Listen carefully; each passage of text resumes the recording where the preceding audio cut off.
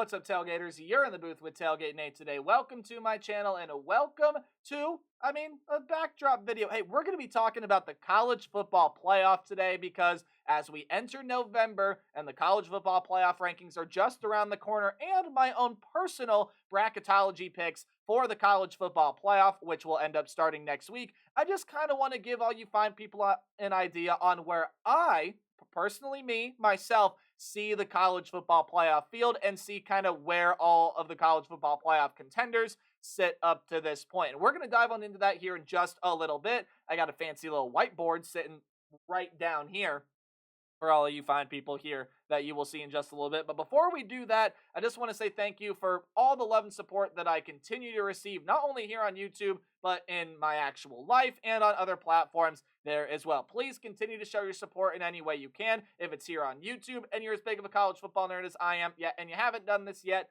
go down there, hit the subscribe button, and ring the bell so you know whenever videos get uploaded. But hey, if you're just kind of passing by, you want to help support the channel, like, comment, share, do anything else you can if you want. Help support the channel, and please, if you'd like to see any of the other field work I do in the sports media realm, go give me a follow on Twitter. It's at TailgateNate29. I'd really appreciate any and all the support that I can get. So thank you all so much. And now, let us go ahead, dive on in, and let's take a look here. Oh, part of my thing is slipping off. Hang on one second. Okay, apologies about that. There just was something that wasn't behaving themselves right. Hey, why don't you go ahead and take a look at the mini whiteboard first? I got it the wrong way around. Hang on one second.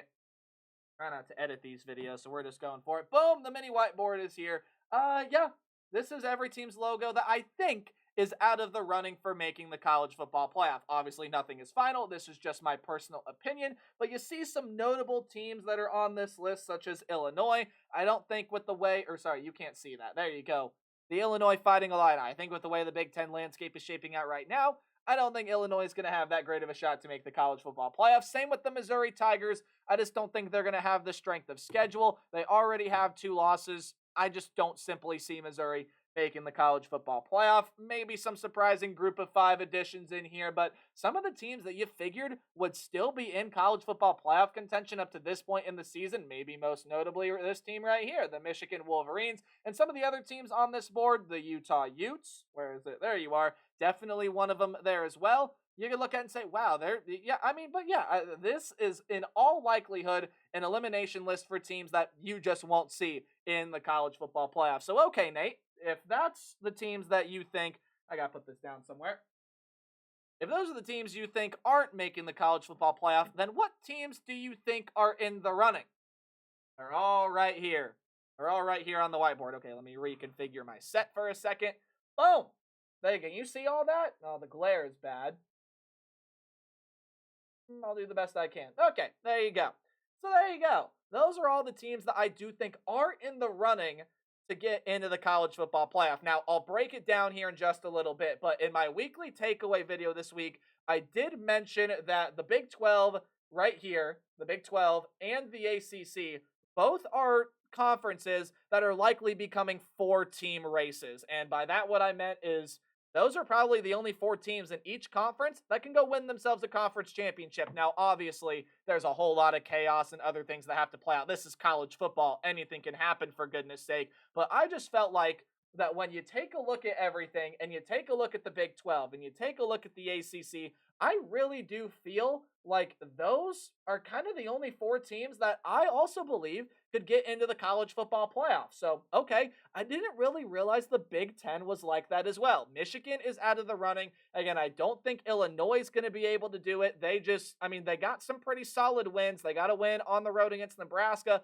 but they failed to beat Penn State. They failed to beat Oregon, and I don't think they're going to be able to get that big marquee win that is needed to get into the college football playoff. So the Big Ten, I kind of just have them all listed up there as well. Ohio State, of course, sitting by 1 loss. And by the way, if you've wondered any idea how I've sort of organized these in the power conferences, it's listed by their AP poll ranking. So that's just the order that they're listed on in the AP poll for the group of 5. That was kind of my own, okay, these are the teams that I feel like have the best shot to be able to get in. Obviously, these are listed by their AP poll ranking, but these I'm like, okay, those are kind of like the next best up kind of thing. So where should we start? I'm thinking okay, you know what? Let's go ahead and start with the 4-team races, okay? Let's go ahead and start on this side of the whiteboard, on the right side of the whiteboard, and let's talk about the 4-team races, shall we? Okay.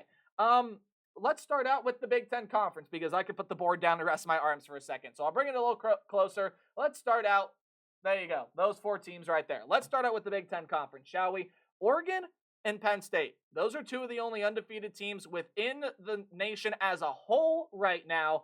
And, well, I mean, if both of those teams take care of business, Oregon really doesn't have a super tough game left. Yeah, they have to go on the road to play Camp Randall. But, by the way, any numbers I say in this video are courtesy of College Football Network. Couldn't really find anything put out by ESPN or the official All-State Playoff Predictor. That was basically what I wanted. So this is College Football Network's numbers, just so you know where I am getting my numbers from. But Oregon right now has a 97.1% chance to make the college football playoff. Penn State right now has an 80.6% chance to reach the college football playoff. You move on to Indiana, who has been a huge surprise this year, one of the very surprising teams in the country, and also one of the only undefeated teams left in the country. They still have to play the Ohio State Buckeyes, go on the road in Columbus, so who knows if that's going to last, but Ohio State's got some struggles. Indiana right now, let me make sure I have the right number, a 68.75% chance to reach the college football playoff. You want to extrapolate that out to Ohio State? Yikes, a 35.3%, although in reality, I do think it is much higher than that.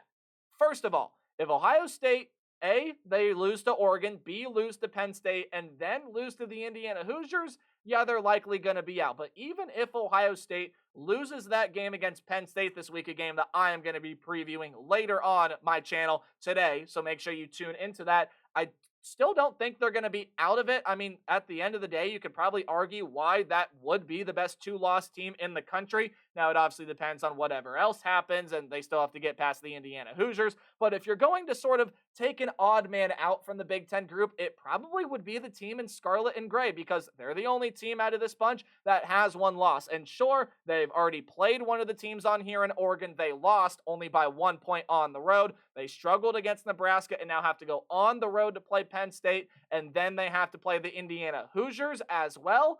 I mean, that definitely is concerning for Buckeye fans. The offensive line is concerning, but I'm not going to get too much into the specifics. I think by far and away, these are the 4 teams that have separated themselves within the Big Ten Conference, and those right there are the 4 teams that if you're going to get one, if any combination of those teams to go in, the Big Ten will likely get multiple teams in. I think at least 2, maybe even 3, potentially all 4. Who knows? Who knows? And the way that happens is if Ohio State wins out, beats Penn State, and it really doesn't matter there if Ohio State or Oregon wins the conference championship. What matters, though, is that Ohio State wins out, Penn State and Indiana take care of business. Otherwise, all those teams are sitting with at least 1 loss.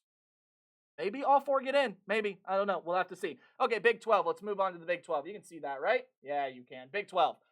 Okay, Big 12, kind of a 4-team race there as well. Obviously, BYU, Iowa State take care of business, and if they meet undefeated in the Big 12 championship game, yeah, both of them are probably going to end up getting in to the college football playoff. They're both undefeated. They both would have made their conference title game. Right now, both of them are sitting at 8-0, but don't discount the Kansas State Wildcats. Avery Johnson is starting to come on and play with his hair on fire, and Kansas State still has to play the Iowa State Cyclones. If Kansas State, I believe that is a road game for them as well. But if they go on the road and they beat the Iowa State Cyclones, they're going to make the Big 12 championship game as long as they take care of business the rest of the way. And if they win that one, even if they lose that one, they probably will get a spot in the college football playoff. Then what do you do with Iowa State at that standpoint? Again, this is not a video where I'm going to go through all sorts of scenarios, but interesting to bring up, right? Colorado is the one team on here that, if like with the Big Ten Conference, I mean, if you're going to separate Ohio State from this group of 4, there has to be a little asterisk on it because they still have a great shot to get into the college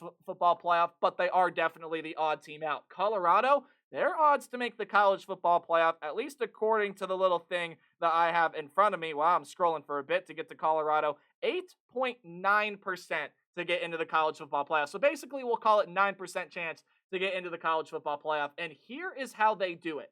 They have to do it by winning out, first of all. They need a little bit of help. I think they need Iowa State to beat Kansas State. And then even at that point, oh no, Kansas State would then have 2 conference losses. Okay, so you need Iowa State to beat Kansas State. And then you need one of BYU or Iowa State to falter out. And likely that would have to be the BYU Cougars.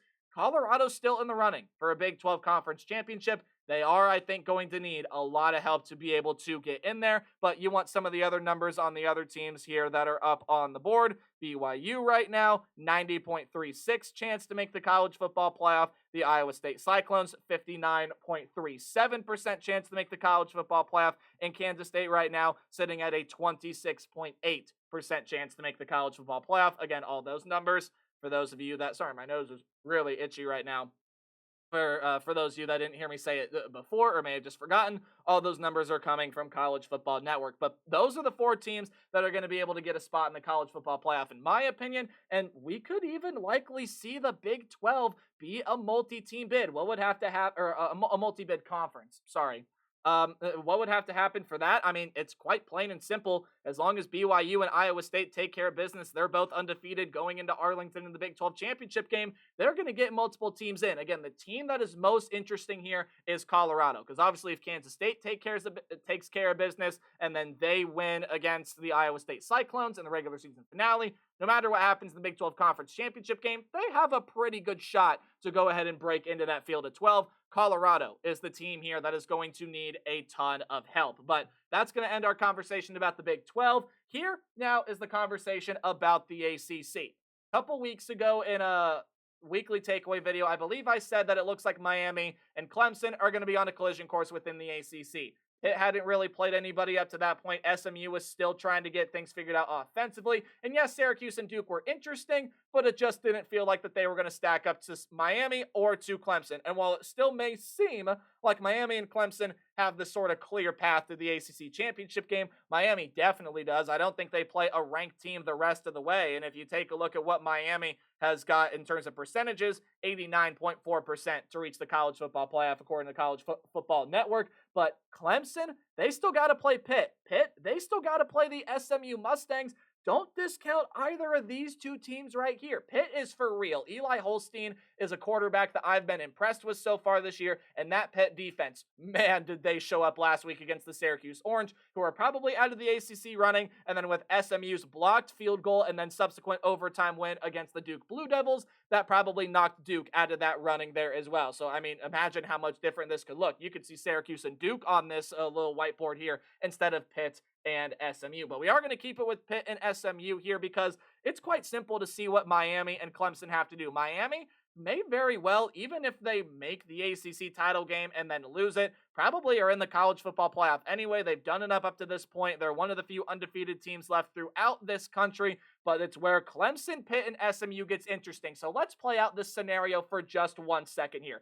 If SMU beats Pitt, and then Pitt beats Clemson. Okay, Clemson's only other loss would be a non-conference loss to Georgia. Georgia's the number 2 ranked team in the country right now and could very well go on to win the SEC conference. So Miami takes care of business. They went out. They're in the ACC title game. But then SMU beats Pitt. Pitt beats Clemson. Excuse me for 1 second.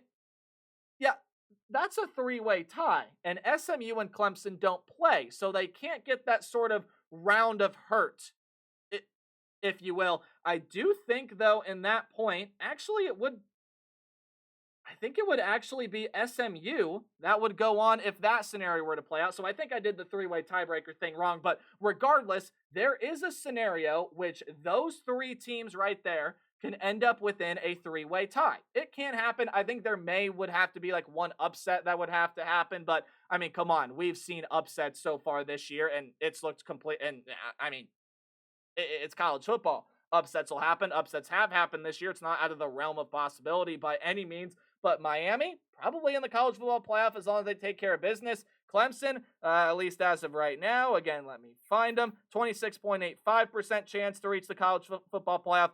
SMU, 20.9%. And I think I passed Pitt earlier. Yep, I did. 37.7% chance to get into the college football playoff for the Pittsburgh Panthers. So the ACC, again, a 4-team race right now. Possible scenario for a 3-way tie, but the ACC, I think, is going to get very, very interesting over the next couple of weeks. Pitt's got to play SMU this week, And I think next week it is Pitt and Clemson. These are going to be some very, very important games. And who knows if an upset happens? What if Miami goes down? They got an interesting one, I believe, against Louisville coming up here. Who knows, right? Okay. So let's go ahead now. And you can see all of this right here. So I'm going to put the board down and relax my arm. Let's talk about the SEC. Okay, let's talk about the SEC. The SEC is where things start to get a little bit more complicated. So again, these teams are listed in order of their AP poll ranking, but one could argue that Texas A&M right now, maybe not according to percentages and power rankings and everything like that. That's not what I care about. Not what I care about. But Texas A&M probably has got the best chance to get into the college football playoff for the simple fact that they control their own destiny. Right now, a 45.9% chance to get into the college football playoff. Look, man, if they win out, even if they lose that game to Texas and don't reach Atlanta, I mean, yeah, it would kind of have to depend on what else happens, but they're the one that controls their own destiny to get into the SEC championship game. Now, obviously, again, probably not overall the best chance to reach the college football playoff. That would probably go to either Georgia or Texas. Georgia's got a 46% chance. Texas has got a 42% chance. But, and then when you take a look at Tennessee, who's the other team up there that I think kind of controls their own pathing,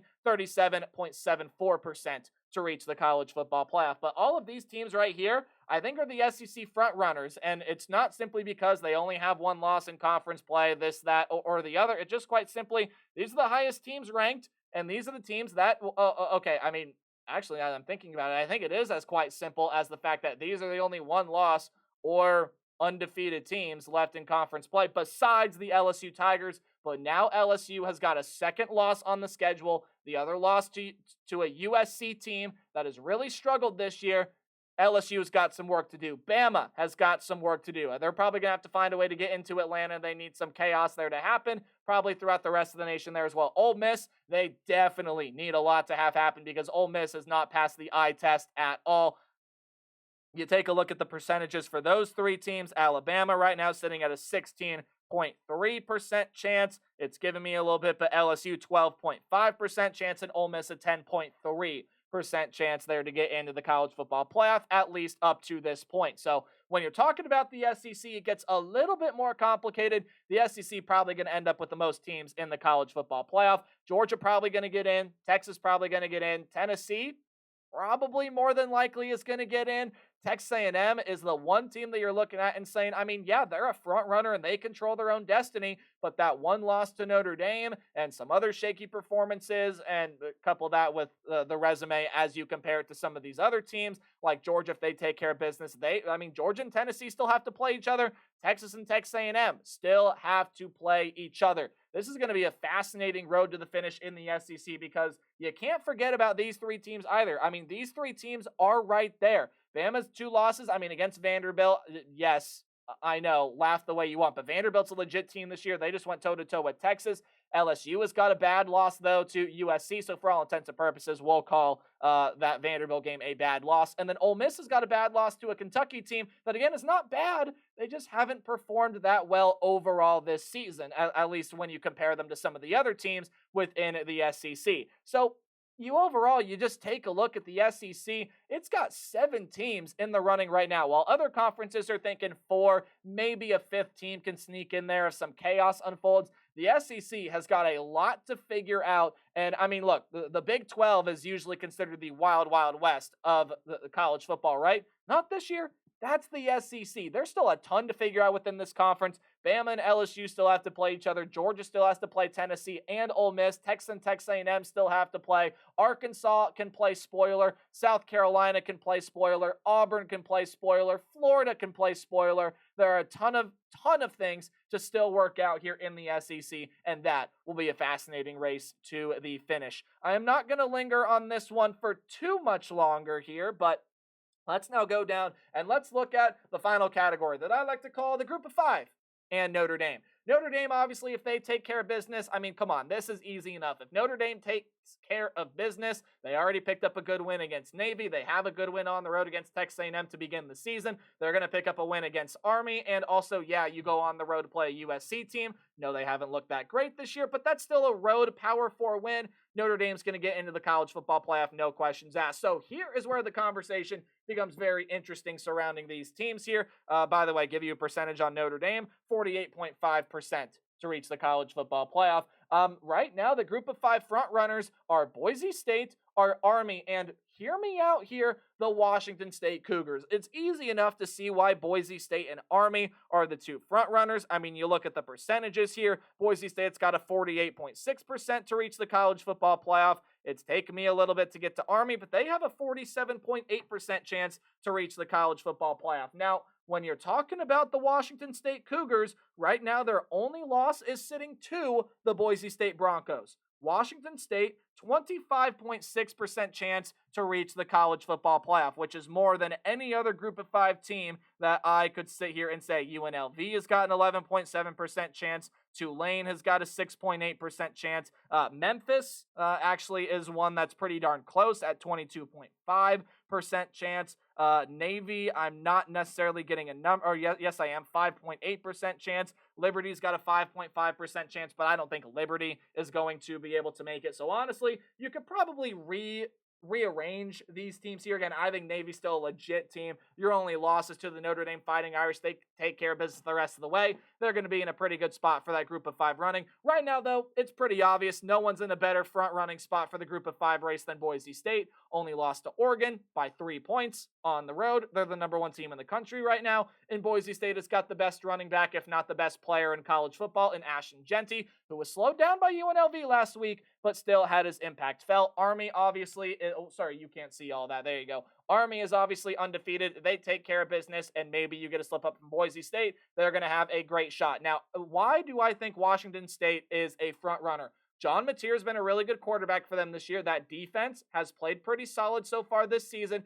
And, I mean, yes, when you look at Washington State, the strength of schedule is not going to match some of the other teams that they face. Like, Washington State's non-conference matchup was Washington. Now, they did win it, something that Boise State didn't do against Oregon, and something that remains to be seen about Army when they have to go play Notre Dame here in a couple of weeks. But then you take a look at some of these teams. I mean, Navy, yeah, they can keep back in. They're only lost to Notre Dame. They take care of business. Sure, they can sneak in. UNLV, Tulane, Memphis. I mean, UNLV, it's pretty clear and easy to see why they need some chaos to happen, but they absolutely can. Tulane and Memphis are the 2 group of 5, or the 2 American Athletic front runners right now. If a lot of things go right, they can get in. And then Louisiana, I mean, there's no team out of the MAC that I could see getting in. Louisiana is probably the one team out of the Sun Belt that can probably get in, but the Sun Belt has not really had that team that has kind of exploded. I mean, maybe James Madison, but I would give Louisiana the best chance there to reach the college football playoff from the Sun Belt Conference. In fact, I think I have a number on them. 1 second. It's going to take me a minute to find it. Yeah, 18.7%. I think James Madison would be the second most one there.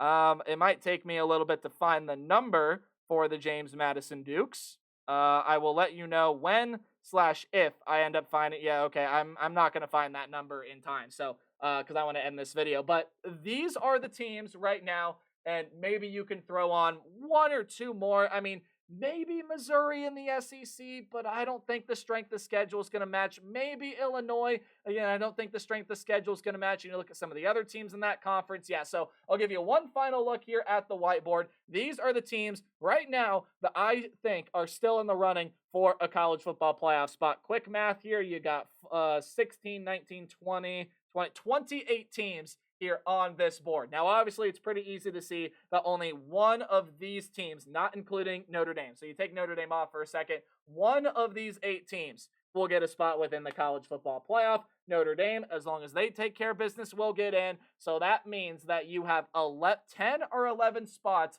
out of these, 19 teams to be able to get in. There are going to be some teams that get left out here. If you want my early predictions now, I mean, I don't think Colorado gets in. I don't think Pitt or SMU is going to get in. I don't think Ole Miss gets in. Boise State's my group of 5 front runner right now. But again, that's just simply my opinion right now. There's a ton that can happen. There's a ton that has to be worked out.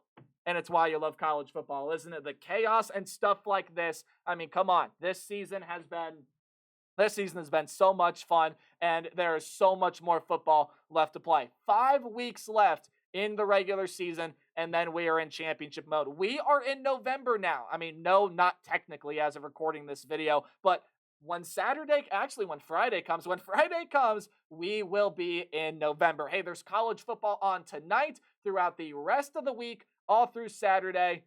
Come on now. It's such a great time to be a college football fan. Thank you so much for watching this video. Remember to play hard, but tailgate harder. And I will see all of you guys later on today. We'll talk about the biggest matchup of Week 10. Goodbye.